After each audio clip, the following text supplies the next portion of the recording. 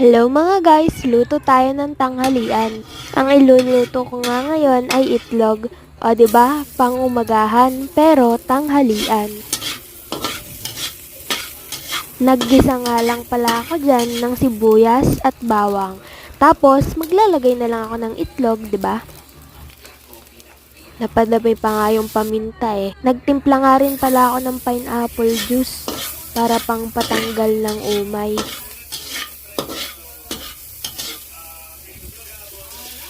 Sinunod ko na nga rin pala dyan yung isa pang pirasong itlog.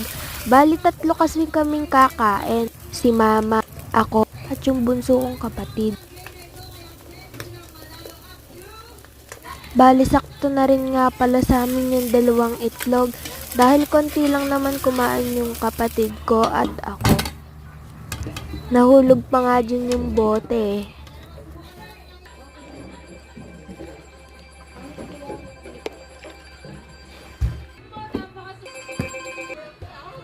Ang lakas nga pala ng tunog ng TV, nanonood kasi yung kapatid ko.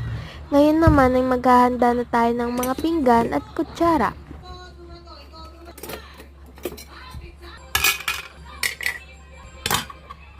Thank you for watching!